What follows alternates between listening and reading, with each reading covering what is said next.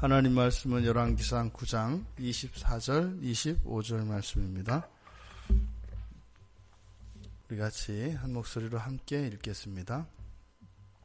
바로의 딸이 다윗성에서부터 올라와 솔로몬이 그를 위하여 건축한 궁에 이를 때에 솔로몬이 밀로를 건축하였더라.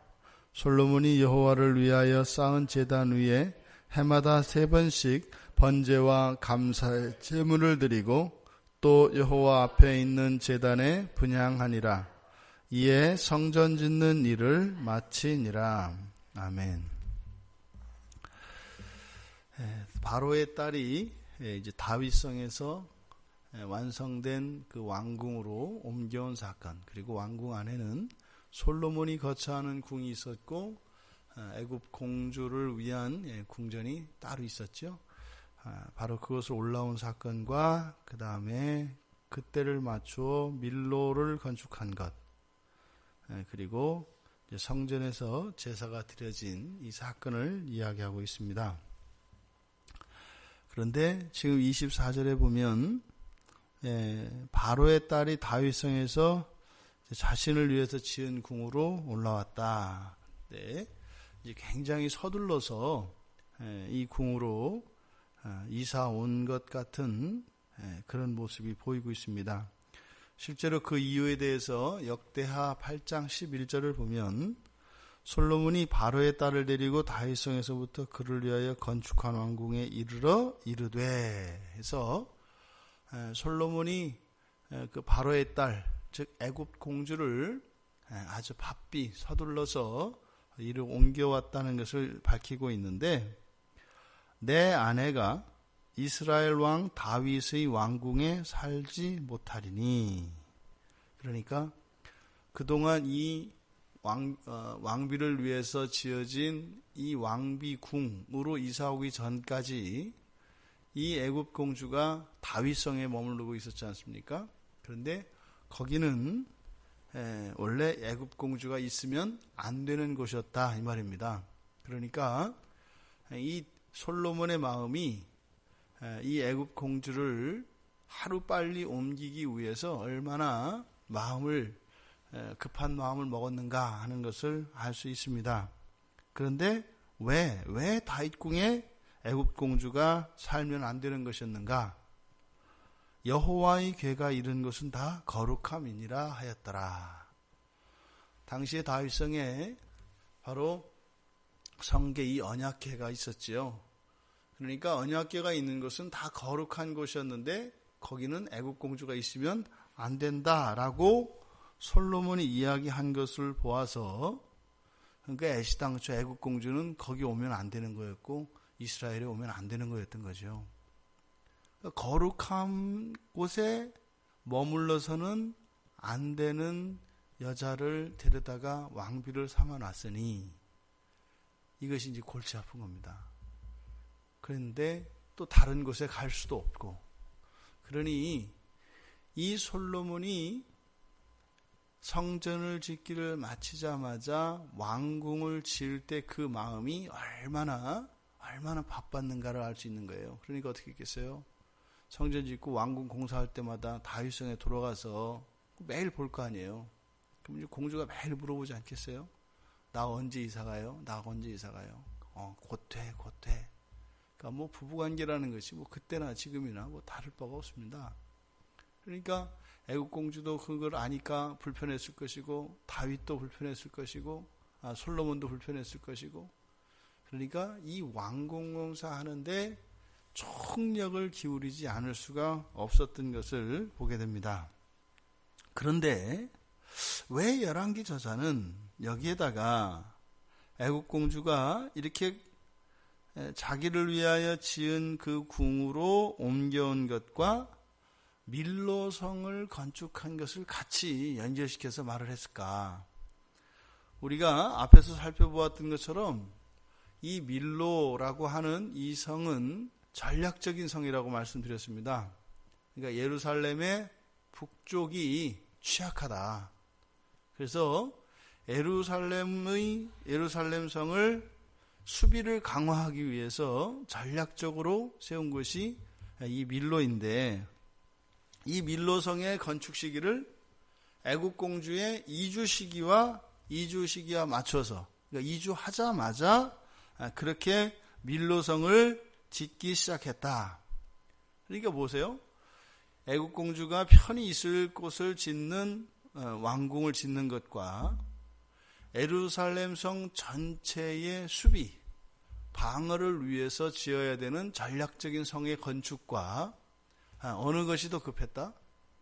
애국공주를 지키는 그 일이 애국공주가 거할 그 처소를 짓는 일이 더 시급했다.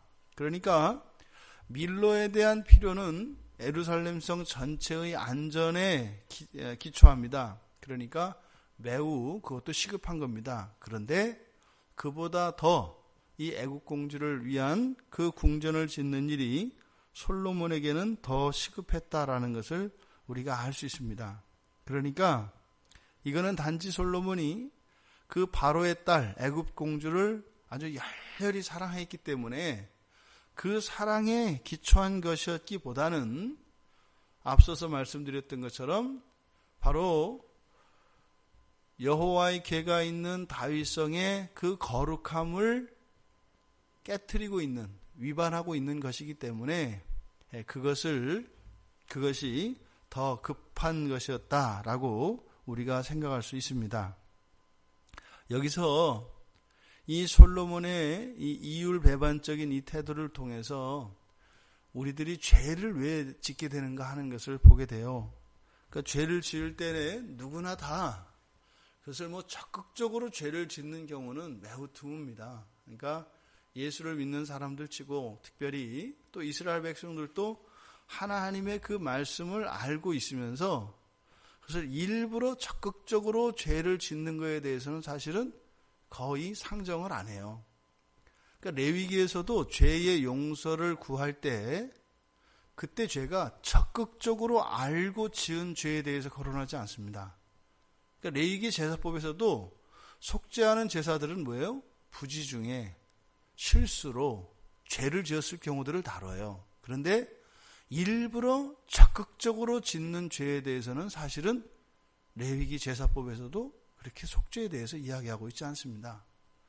근데 지금 솔로몬도 마찬가지지요. 솔로몬도 이렇게 하나님의 뜻에 거스르는 일, 실제로 보세요. 왕으로서 왕비가 머물 거처를 짓는 것과 수도 예루살렘 성 자체의 안전을 위하여 전략적으로 지어야 되는 성의 필요, 어느 것이 더 우선한 거예요? 당연히 밀로가 우선하는 겁니다. 왜냐하면 밀로성의 건축 동기가 그랬기 때문에. 그런데 함에도 불구하고 어떻게 해요? 왕비가 거할 궁전을 먼저 짓는단 말이에요. 바로 솔로몬이 그렇게 하려고 한 것이 아니라 뭐예요? 지금 애굽 공주가 턱하니 다윗성에 들어 앉혀 놓았기 때문에 그것을 해결하기 위해서 또 다른 이런 죄를 짓게 된다 이 말입니다. 그러니까 보통 우리가 범죄하고 하나님의 말씀에 불순종할 때 그 사건 이전에 그 사건이 있게 된 그 원인, 거기에 보다 더 근본적인 죄가 있습니다. 그래서 우리가 늘 어떤 사건과 일어난 그 결과에 대해서 그것을 반성하고 하지 않으려 하고 그것을 돌이킨다 한들 그것은 봄이 되면 또 싹이 나고 여름이 되면 잎이 맺히고 가을이면 또 열매 맺는다 이 말입니다. 그러니까 우리 보통 이제 그 한국 교회 안에서 우리 청년들의 주일 예배의 심각한 문제, 토요일 밤을 거의 안 자요. 요즘 청년들이 거의 그렇거든요. 보통 2시, 3시 이렇게 잡니다. 그러니까 주일에는요 오전에 예배를 못 나옵니다. 당연히 우리나라 한국교회 청년 예배가 전부 오후에 있는 이유가 토요일 밤에 자지 않기 때문이에요. 그러니까 아침 예배 안 나오면 그거 가지고 어떻게 해요? 내가 다음에 나와야지. 그렇게 되는 게 아니라고요. 토요일 날 일찍 자야 일찍 일어나서 나올 수가 있는 거죠. 그런데 항상 우리들은 어떤 죄, 우리들에게 이렇게 결과로 나타나는 그것 자체에 목매어서 그것을 극복하려 하고 그것을 하지 않으려고 무단히도 애를 씁니다만 그렇게 되는 게 아니죠. 그것 이전에 그것이 있게 되는 그 원인, 그 원인이 되는 그 부분에 있는 죄를 우리가 근절을 했을 때 그 결과가 맺히지 않는 거죠. 이제 또 성전이 완공되었다. 성전 짓는 일이 끝났다. 25절에서 이렇게 이야기를 하는데 이미 성전도 왕궁도 다 지어져서 봉헌되었지 않습니까? 그런데 성전 짓는 일을 마쳤다라고 하는 것. 그러니까 성전이 완성되어지는 그 마지막 일이 바로 뭐다? 제사다라는 것을 압니다. 그러니까 건물로서 이 성전이 지어지는 것, 그것이 다가 아니라 본래의 목적으로서, 즉 하나님께 온전한 제사를 드림으로써 비로소 그 성전이 성전으로서의 가치를, 그리고 성전으로서 완성되어진 것을 의미한다라는 것을 알 수 있습니다.